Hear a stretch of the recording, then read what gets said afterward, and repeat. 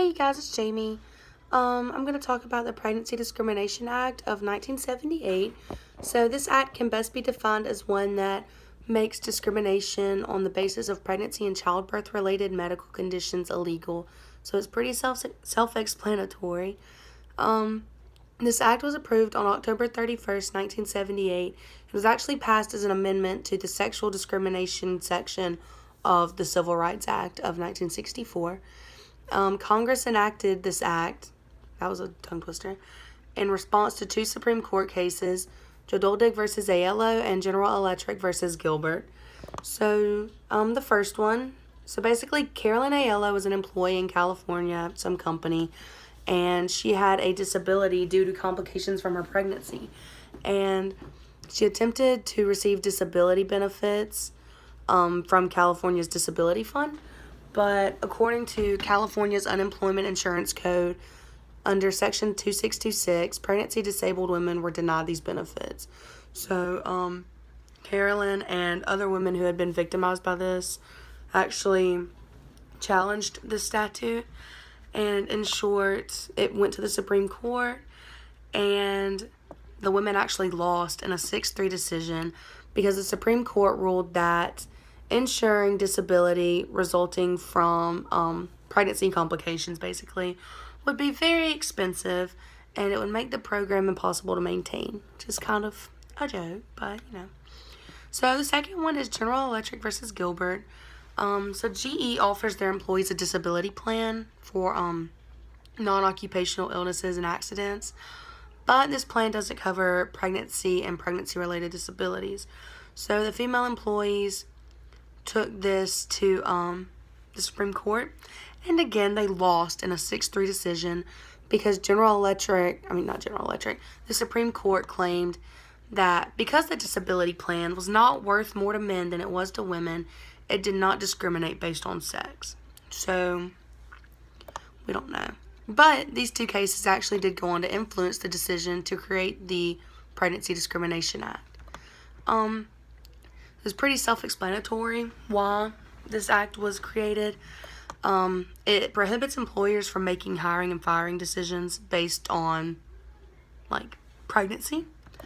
So although it's in place, the Equal Employment Opportunity Commission actually still receives a large number of complaints each year. For example, in 2018, they received 2,790 complaints of pregnancy discrimination in the workplace.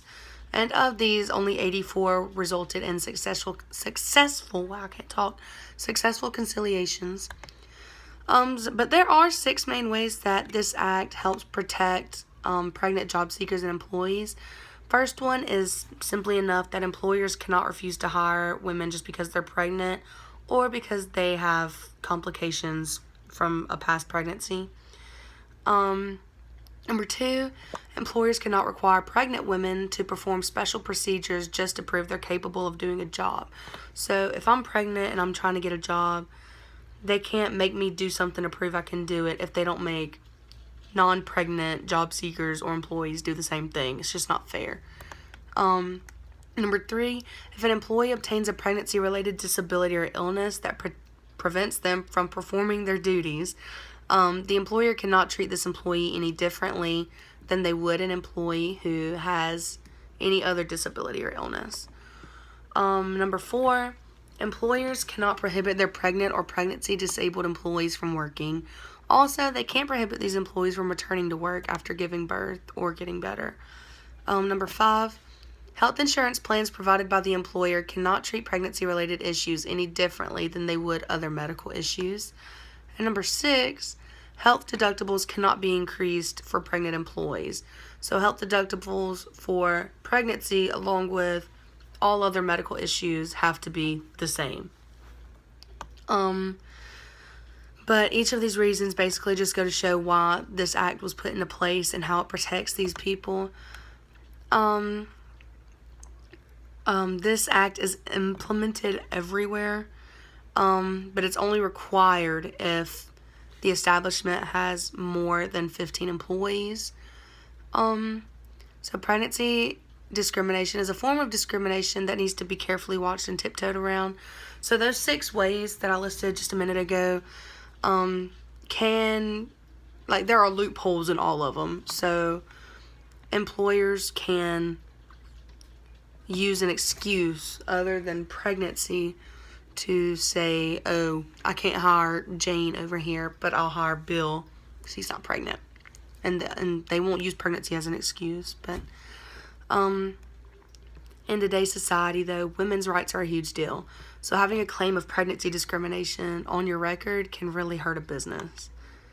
And we're just going to take a look at the future. October 31st, 2019, just a few days ago, was the 41st anniversary of this act. Over the past 4 decades, this act has impacted so many lives and saved so many women and families from the heartache and trouble that results from discrimination. So although it's made significant strides, this act still sees the same old cases each day. Commissioner Burroughs actually makes the point that pregnancy discrimination is a cultural problem just as well as a legal one. So we still see the hostility spewing from the minds and mouths of different employers to their pregnant employees. It's still just as wrong today as it was 41 years ago. But if we don't try to keep making this an issue as serious as it should be taken, we won't see any more progress than what we've seen so far. But if people start to realize that, hey, pregnant women can do just as much as regular employees, then we'll start to see fewer and fewer of these cases. We'll go from seeing 2,790 cases in 2018 to a few less than that in the future. So yeah, that was a summary of the Pregnancy Discrimination Act. Hopefully I answered any questions that I would have asked or that Dr. Lewis will ask. So yeah, thanks you guys.